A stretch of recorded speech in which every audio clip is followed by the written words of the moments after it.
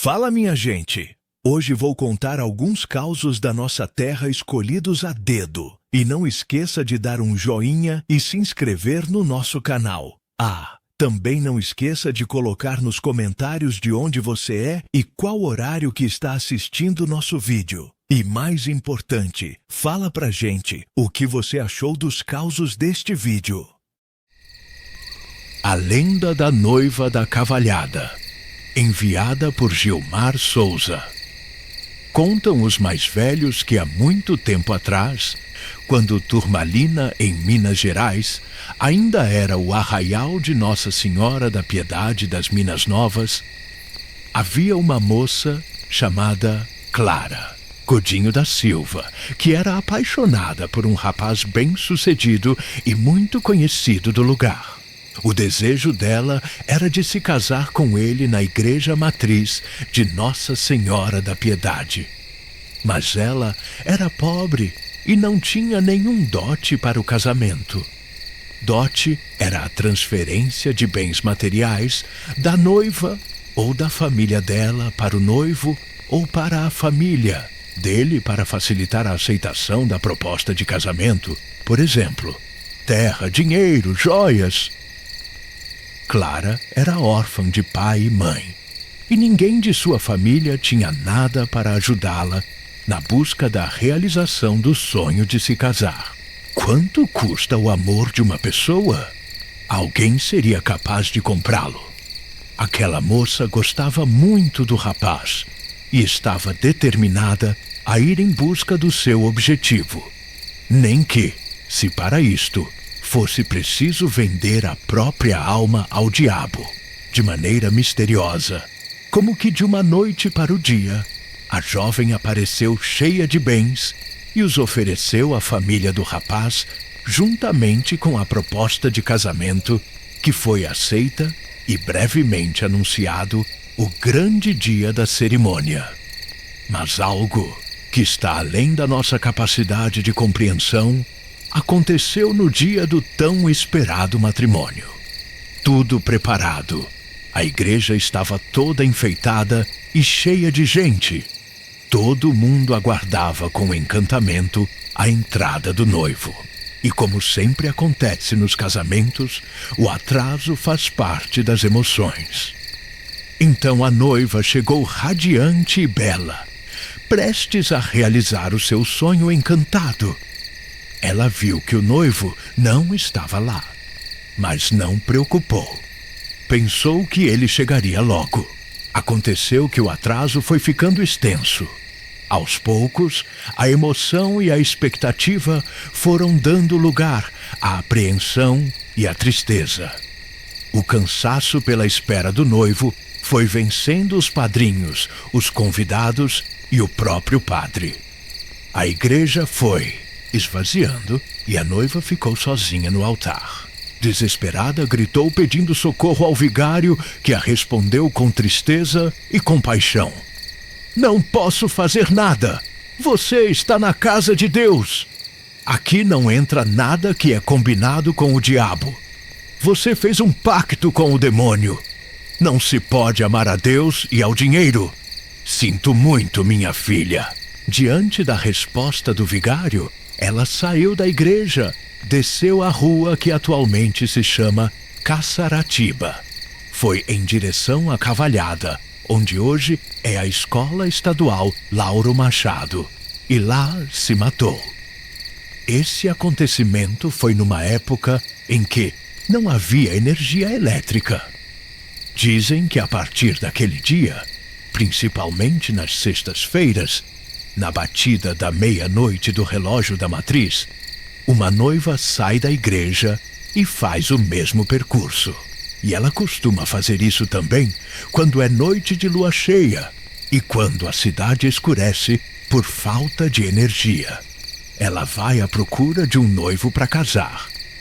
Muitos andantes da noite se depararam com a assombração e contaram aterrorizados sobre o que viram. Um fato curioso. Hoje, naquele mesmo lugar, há uma gameleira plantada. Como no tempo antigo, será mera coincidência? Existem rumores que afirmam que este seja o motivo de se ouvir barulhos estranhos dentro da escola estadual Lauro Machado, quando todas as pessoas saem de lá e as luzes se apagam. Será que a noiva da cavalhada continua mesmo em busca da realização do seu sonho? Um amor vai e outro vem? Quem sabe? O próximo pretendente de Clara poderá ser você. Janaína, enviada por Guilherme Souza da Silva. Boa noite. É para viagem? Sim, sim. Pode colocar na sacola. Obrigada. Boa noite.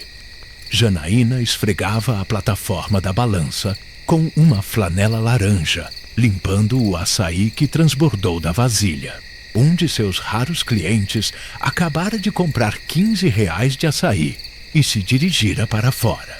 A atendente, que convenhamos, é a dona do estabelecimento, possui uma loja de açaí numa avenida movimentada. Do outro lado da avenida, costumava ter uma horta. No comecinho do dia e no final da tarde, muitas pessoas, e especialmente os idosos, atravessavam a pista para comprar verduras e legumes do verdureiro. Existiam pequenos mercantis na cidade, mas os velhinhos preferiam comprar do seu Ayrton da Alface, que era casado com Janaína. O sorriso que conquistou a terceira idade também conquistou Janaína muitos anos atrás. Ao lado da horta, havia uma escola particular de pequeno porte. No final da tarde, quando as aulas acabavam, os pivetes iam encher seus copos com açaí, o que garantia não apenas o aluguel da casa de Janaína, mas o aluguel do ponto comercial. À noite, os namorados iam para a açaiteria sentar juntinhos e comer. Os jovens, em grupos 3, 4, 5, iam em bandos comprar o de sempre e jogar numa sinuca que havia no local. Os poucos funcionários passavam a tarde e parte da noite pesando açaí, limpando mesas e às vezes conversando com Janaína, que adorava conversar também com os clientes. Era um local movimentado e era um dos locais favoritos da região. A vida era um pouco cansativa para Janaína, mas era simples e relativamente fácil, pois não se sufocava com as contas e até sentia um orgulhozinho de sua família, pois era uma empreendedora assim como seu marido e ficava feliz por se dar bem com seus clientes e funcionários. Nunca havia trabalhado com comércio, mas já havia sido garçonete em algumas lanchonetes e entendia um pouco de como era vender comida. Quando casou com Ayrton, o marido e ela concordaram de alugar aquele ponto comercial e terem um segundo negócio que estava começando a dar certo. Ayrton herdou a horta de seu pai, que morreu com 40 anos de câncer. Então, desde novinho, ele aprendeu tudo sobre plantações, conhecia tudo do terreno e quem mandava na horta era ele. Janaína, embora tenha sido convencida pelo esposo a começar a vender açaí, cuidava da loja com total autonomia e ninguém se intrometia no negócio do outro, apesar de serem um casal.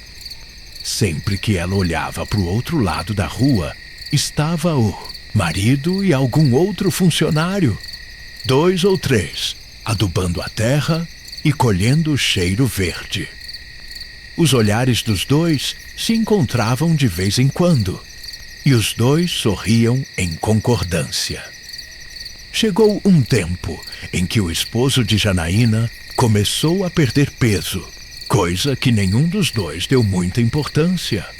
Mas logo começaram a perceber manchas no corpo dele e uma fadiga excessiva. Foram ao médico. Dias de exames, hemogramas, dias de agonia.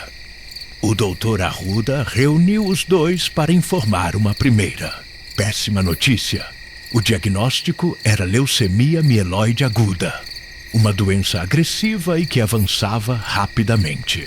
A segunda péssima notícia é que Ayrton precisava de um transplante caríssimo, com o qual teriam que arcar às próprias custas ou tentar pelo SUS. Não podiam arriscar esperar pelo SUS, então os dois resolveram vender o terreno da horta, que era um terreno grande numa esquina da avenida, portanto valioso para pagar o transplante. Venderam, pagaram o procedimento com a esperança de que a vida vencesse a morte. Mas, ao sair da cirurgia, o Dr. Arruda tinha uma terceira péssima notícia para contar. Sem esposo e com a renda comprometida, não teve a quem recorrer no período de luto. Ou trabalhava, ou morria de fome. Assim como o marido, perdeu muito peso e os olhos ficaram fundos, com olheiras de insônia. Tinha 2 funcionários que atendiam os clientes e faziam a limpeza da loja, mas demitiu os 2, pois não conseguia pagar salário. Esta decisão avolumou a sua solidão. Uma imobiliária comprou o terreno da horta e também da escola ao lado. As crianças pararam de frequentar o local. Fizeram um espaço grande, com estacionamento, supermercado e lojas grandes dentro do espaço, incluindo uma açaiteria de franquia. Janaína não conseguia competir com os preços da açaiteria concorrente, nem com as opções de entretenimento, que agora existiam do outro lado da rua. Tudo aquilo era mais tentador aos jovens, e Janaína viu sua clientela esmorecer. Antes, ao olhar para o outro lado da avenida, experimentava da companhia e do sorriso do marido. Ao fazer o mesmo, agora enfrenta a frieza de um prédio feio que lhe rouba a renda, o orgulho e a vida. Tudo que Janaína pode fazer no momento é limpar a balança.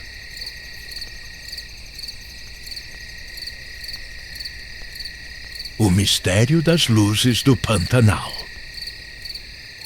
O forasteiro chegou ao Pantanal numa tarde morna, quando o céu já começava a se tingir de tons alaranjados, e os pássaros cortavam o ar numa pressa silenciosa, como se soubessem de algo que ele ainda ignorava. Seu nome era Augusto, homem de 40 e poucos anos, natural de São Paulo, acostumado ao concreto, à pressa, ao barulho constante da cidade. Vinha movido por uma curiosidade antiga, alimentada desde a infância por histórias do avô, um homem rude e silencioso que, nas poucas vezes em que se deixava vencer pela saudade, falava sobre uma terra alagada, onde cobras eram grossas como braços de homem, árvores escondiam segredos, e as águas, por vezes, não devolviam os que ousavam adentrá-las, sem respeito. Depois de anos ouvindo essas histórias como quem ouve fábulas, Augusto decidiu ver com os próprios olhos. Largou o trabalho, o apartamento sufocante, e partiu com uma mochila, uma câmera e o espírito inquieto de quem precisa provar que o mundo ainda guarda mistérios. Hospedou-se numa pousada simples, na beira de uma estrada de terra que parecia não levar a lugar algum. O dono, um velho caboclo chamado Seu Ari, o recebeu com aquele olhar típico de quem está acostumado a medir as intenções alheias com um só aperto de mão. "Vai para onde, moço?" perguntou, enquanto largava o bule de café fumegante na mesa. "Quero conhecer o Pantanal, a parte mais funda, mais selvagem", respondeu Augusto sorrindo. Seu Ari não sorriu de volta, apenas inclinou levemente a cabeça, como quem lamenta por dentro. "Cuidado, Por essas bandas tem coisa que não se explica. Augusto riu, achando graça na superstição do velho. Não sabia ele que aquela era a última risada fácil que soltaria por muito tempo. Na manhã seguinte, alugou um barco pequeno e seguiu por uma das ramificações do rio Paraguai, acompanhado por um guia local, um rapaz magro e de poucas palavras chamado Joãozinho. A paisagem era de tirar o fôlego. Jacarés imóveis como troncos, garças desenhando o céu com suas asas lentas, vitórias régias abrindo-se sobre as águas como se convidassem à contemplação. Mas, à medida que avançavam, a mata se adensava, o ar ficava mais úmido e o silêncio estranho. Joãozinho, que até então explicava o nome das aves e o percurso do rio, começou a se calar, olhando com desconfiança para o céu, mesmo com o dia ainda claro. "O que foi?" perguntou Augusto. "Melhor voltar antes de escurecer. Aqui tem lugar que não é bom ficar depois que o sol se vai." Augusto sorriu, achando que era medo bobo. Insistiu para seguirem um pouco mais. Joãozinho, contrariado, acatou. Foi quando, dobrando uma curva onde o rio se estreitava entre árvores altas e retorcidas, viram as primeiras luzes. No meio da mata fechada, pontos de luz amarela flutuavam a pouca distância do chão, pulsando suavemente, como vagalumes gigantes, mas imóveis demais, organizados demais. Augusto ficou hipnotizado. Levantou a câmera e começou a filmar. "Não!" gritou Joãozinho, segurando seu braço com força inesperada. "Apaga isso! Vamos embora!" "O que são essas luzes?" perguntou fascinado. "Não sei, mas elas aparecem quando alguém vai sumir." Augusto riu, achando que era mais uma lenda boba, e se soltou. Pulou para a margem alagada, afundando até os joelhos, tentando se aproximar das luzes. Joãozinho começou a gritar, o desespero engolindo as palavras, enquanto Augusto avançava, hipnotizado, atraído como uma mariposa, pela chama. Mas, quando pisou num trecho de terra firme, as luzes desapareceram. Sumiram como se nunca tivessem existido. E, naquele exato momento, o silêncio absoluto da mata foi quebrado por um som seco, um estalo atrás dele. Virou-se bruscamente, mas não havia nada, ninguém. Só árvores imóveis e uma névoa leve começando a se erguer do chão, como um hálito frio saindo da terra. Deu um passo para trás e o chão cedeu. Sentiu-se afundar rapidamente, tragado pela lama, pelas raízes, pelo invisível. Tentou gritar, mas a boca se encheu de água lodosa. A última coisa que viu foi, no meio da névoa, uma figura, indistinta, alta, magra, com braços longos demais para ser humana, que parecia observá-lo, imóvel. Então, tudo ficou escuro. Joãozinho voltou sozinho para a vila. Gritava que o forasteiro tinha sido levado, tragado pelo brejo, puxado pelas luzes. Os moradores o escutaram com aquele silêncio pesado de quem já viu aquilo acontecer antes. No dia seguinte, seu Ari, com um pequeno grupo, foi até o local. Encontraram o barco à deriva, preso entre duas árvores, com os equipamentos de Augusto intactos, inclusive a câmera. Mas do forasteiro, nenhum sinal, nem pegadas, nem roupas, nada.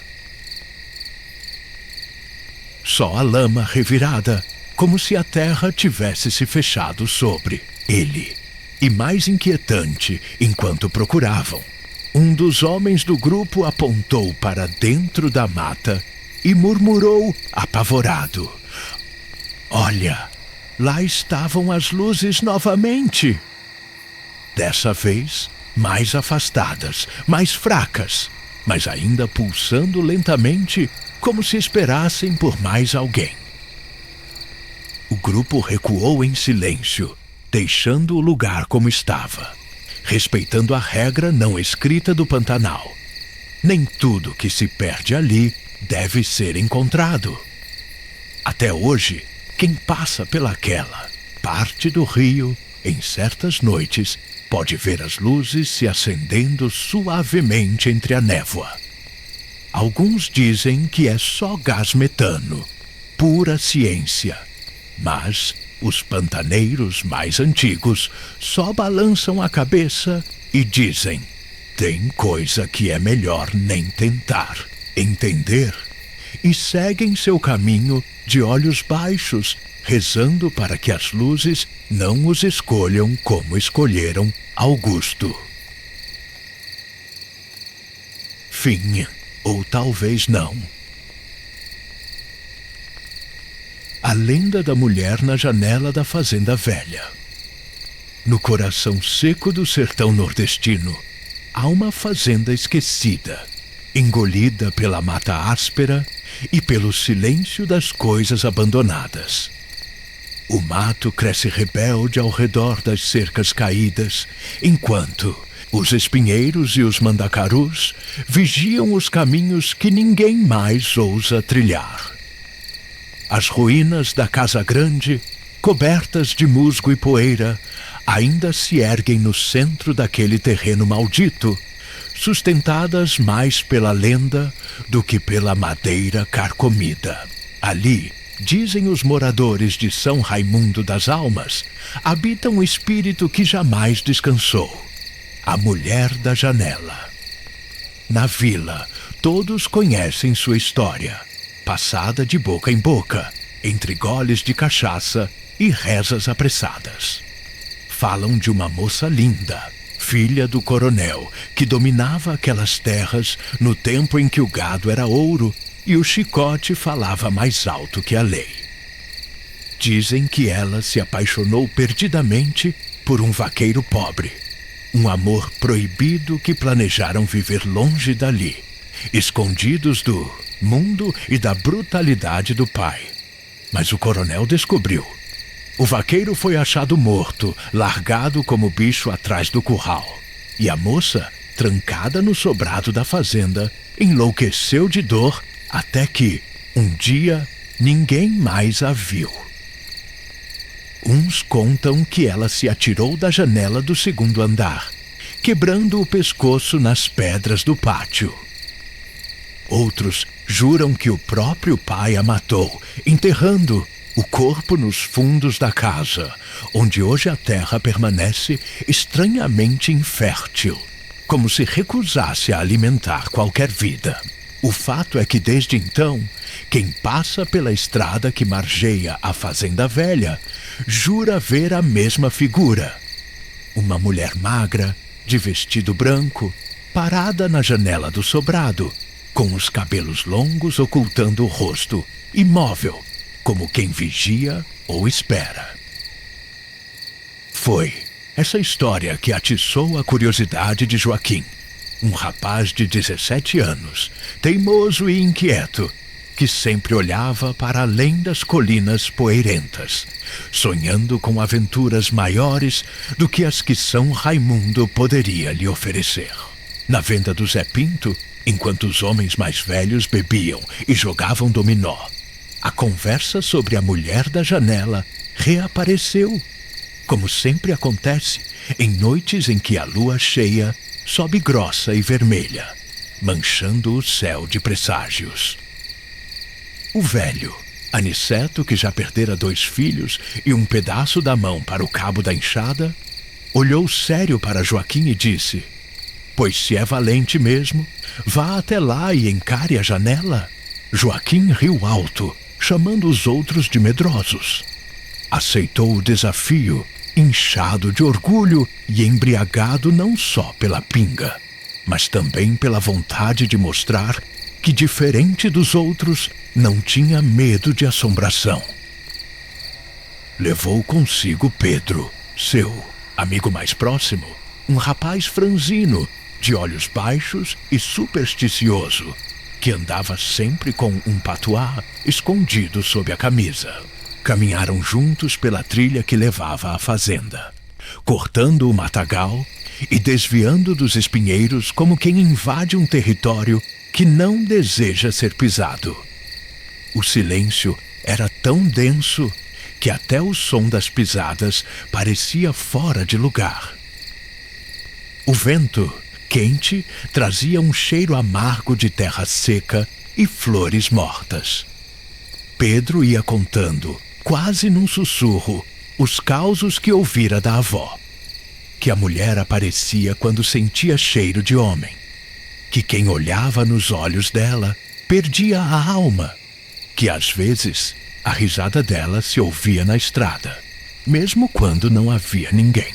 Joaquim ria, mas seus passos, pouco a pouco, ficavam mais curtos, como se o corpo soubesse o que a boca se recusava a admitir. Quando a fazenda surgiu diante deles, no alto da colina, o sobrado parecia um esqueleto, com as janelas escuras encarando o mundo com olhos ocos. E então a viram. Lá estava ela, parada, imóvel, na janela do segundo andar. A luz pálida da lua desenhava a silhueta feminina, o vestido branco, os cabelos desgrenhados, ocultando-lhe o rosto. Um arrepio subiu pela espinha de Pedro, que parou no meio do caminho e segurou o braço do amigo com a voz trêmula. Vamos embora, Joaquim, pelo amor de Deus. Mas Joaquim não respondeu. Deu mais um passo à frente, como se atraído por uma força maior que ele mesmo. O coração batia descompassado, num misto indizível de medo e fascínio. E então, diante de seus olhos, Plítia, até a cabeça da mulher se moveu, lentamente, de um lado ao outro, como quem acompanha o movimento deles. Pedro soltou um grito abafado e correu, tropeçando na trilha, sumindo na noite quente e silenciosa. Joaquim ficou. Não conseguiu mexer sequer um músculo. A figura, então, ergueu o braço e apontou para ele.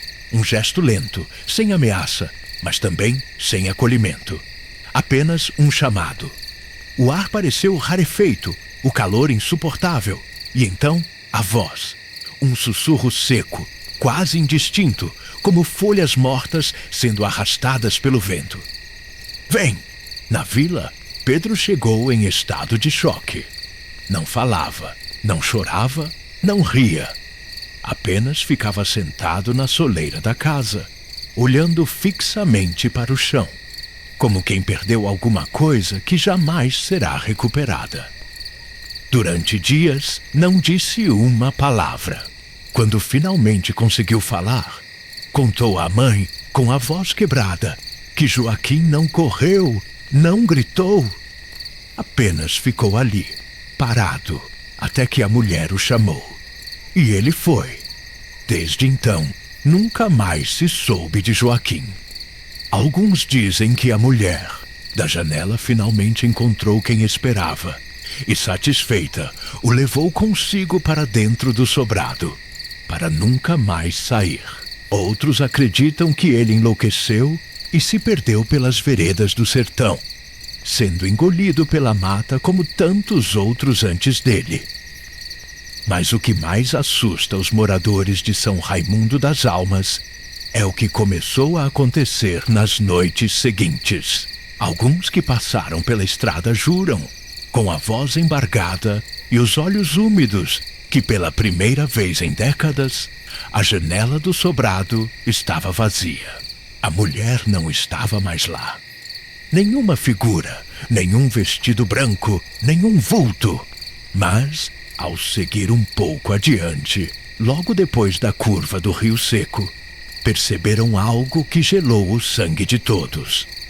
Na poeira fina da estrada, impressas claramente, havia pegadas, 2 trilhas distintas, uma de homem, passos grandes, decididos, e outra de mulher, leves, descalças, lado a lado, caminhando juntas rumo à mata fechada, até que desapareciam.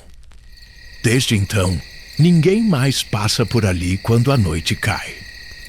Não se sabe se a mulher, enfim, encontrou quem tanto esperava, ou se, agora, não está mais presa à janela da fazenda, mas solta, andando pelas trilhas, pelas estradas poeirentas, atrás de quem ousar olhar para o alto e, por curiosidade ou imprudência, cruzar o seu caminho.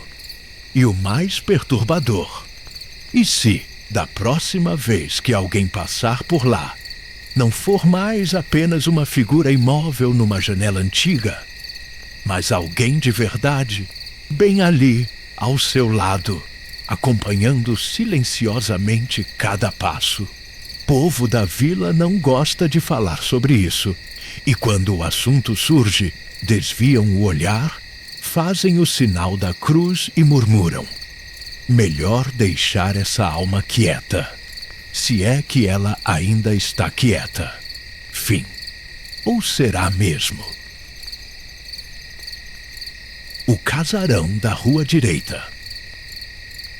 Clara e Marcelo sempre sonharam em deixar São Paulo para trás. O barulho incessante, o trânsito sufocante, a correria vazia.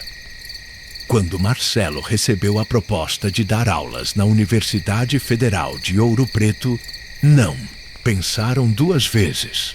Alugaram um apartamento pequeno, empacotaram os livros, os quadros e as poucas plantas que resistiram ao ar seco da metrópole e partiram.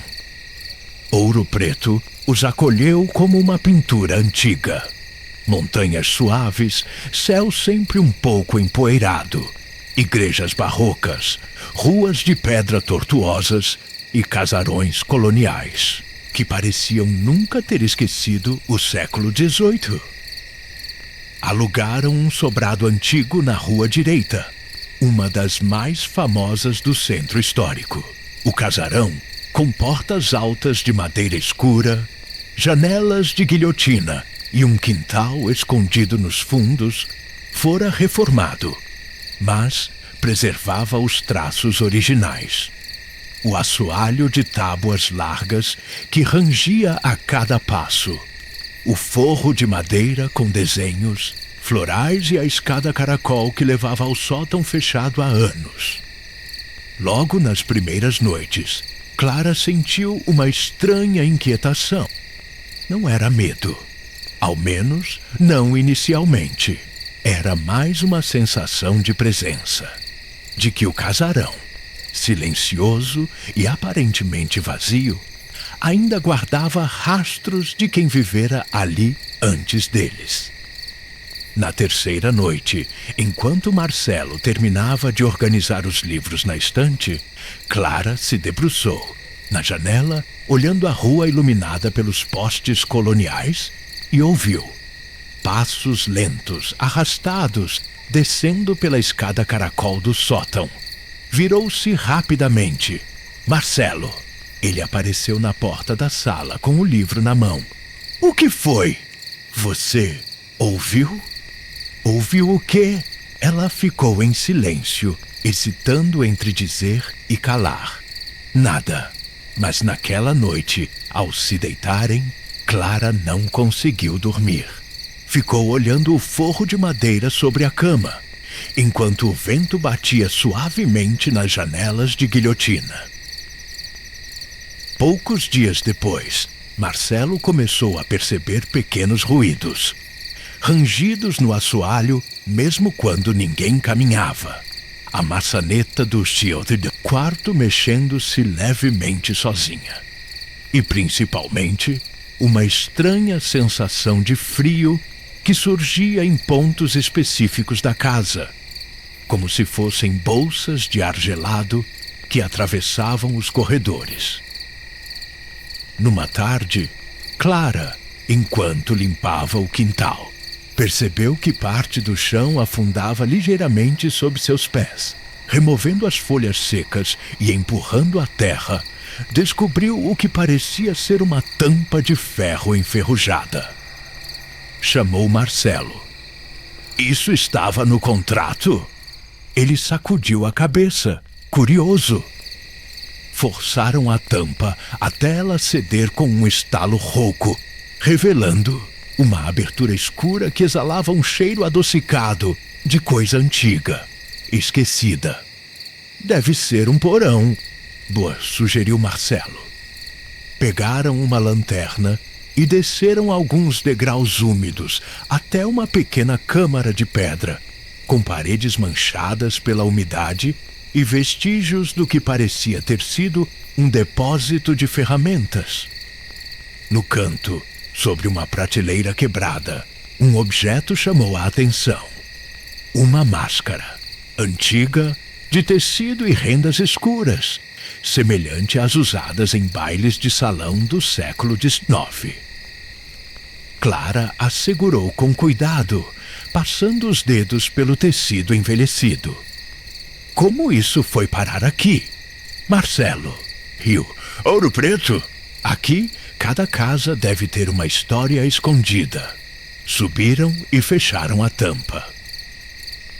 Naquela noite, Clara sonhou com um salão iluminado por velas, gente dançando em trajes antigos, e no centro, uma mulher de vestido preto e máscara rendada, girando lentamente até parar e encará-la com olhos vazios. Acordou suada, com o coração disparado. Quando foi até a cozinha beber água, viu pela fresta da porta do sótão uma luz fraca, como de uma vela, tremulando lá em cima. Chacoalhou Marcelo. Tem alguém lá. Ele levantou num pulo, pegou a lanterna e subiu pela escada caracol. Mas o sótão estava vazio. Apenas caixas velhas, móveis quebrados e o cheiro de poeira acumulada há décadas. Não tem ninguém. Mas, ao virarem-se para descer, ambos ouviram nitidamente atrás deles um suspiro longo, abafado, vindo de um canto escuro. Desceram às pressas. Os dias seguintes foram tomados por um desconforto crescente. A máscara desapareceu. A tampa do porão, que haviam fechado, estava sempre aberta pela manhã. E todas as noites, exatamente às 3 da madrugada, a maçaneta do quarto girava devagar, como se alguém do outro lado tentasse entrar. Marcelo, racional, tentava convencer Clara, e a si mesmo, de que eram apenas correntes de ar, efeito das madeiras antigas e da sugestão causada pelo ambiente histórico. Mas, ao mesmo tempo, já evitava olhar diretamente para o espelho grande do corredor, pois tinha a impressão de que, ao fundo, sempre surgia uma silhueta indistinta, parada, imóvel. Resolveram então chamar o proprietário do imóvel, um senhor idoso, residente em Mariana. Na reunião, sentados na cozinha, Marcelo perguntou diretamente: tem alguma coisa que a gente precise saber sobre essa casa? O velho sorriu de um jeito estranho. Casarão antigo. Uai, tudo tem história. O senhor sabe de alguma? Ele pensou por um instante, olhando pela janela, como quem calcula se deve ou não falar. E então murmurou: dizem que, no século retrasado, aqui vivia uma dama viúva, muito rica, que organizava bailes secretos. Ela sempre usava uma máscara preta, dessas de renda. Clara e Marcelo se entreolharam, gelados. Depois que morreu, ninguém quis mais morar aqui. Falam que ela ainda sobe e desce a escada à noite esperando pelo último baile. Riu baixo e completou: "Mas isso é só história." Despediu-se e foi embora, deixando um silêncio mais denso do que antes. Naquela noite, Clara e Marcelo decidiram dormir num hotel. Mas, ao arrumarem as malas, Clara foi até o quintal, pegar um vaso de planta e notou: a tampa do porão, que deveria estar fechada, estava novamente aberta. No chão, ao lado, uma pegada, pequena, delicada, como de uma mulher usando sapato de baile. Olhou em volta. Nada. O vento passava pelas árvores do quintal, levantando folhas secas. No quarto, Marcelo fechava a mala quando sentiu um perfume adocicado invadir o ambiente. Virou-se e, por um breve segundo, viu refletido no espelho do armário uma figura. Uma mulher de vestido preto, máscara rendada, parada atrás dele. Girou o corpo rapidamente. Nada. Silêncio absoluto. Saíram às pressas, trancaram o casarão e se hospedaram no hotel. No dia seguinte, decidiram rescindir o contrato e voltar para São Paulo. Deixaram a chave na imobiliária e pegaram o ônibus, atravessando as montanhas mineiras com o coração apertado, mas aliviados. Semanas depois, já na rotina cinza da metrópole, Marcelo abriu uma das caixas de mudança que ainda não haviam desfeito e, no fundo, entre livros e roupas, algo que não deveria estar ali. E a máscara, a mesma, de tecido e rendas escuras, intacta. Olharam-se em silêncio, sem conseguir dizer uma palavra. Clara se aproximou, pegou a máscara e notou no forro algo bordado: "Volte para dançar." Desde então, nunca mais falaram sobre o casarão da rua direita. Mas, às vezes à noite, quando acordam sobressaltados sem motivo, têm a nítida sensação de que alguém passa pela casa, silenciosa, esperando o momento certo para convidá-los para o último baile. Fim. Ou talvez não. Se você gostou destas histórias, considere se inscrever no canal, bem como deixe sua sugestão de histórias que gostaria de serem contadas por nós. Será um prazer compartilhar estas histórias com nossos inscritos. Não perca o nosso próximo episódio. Até o próximo vídeo.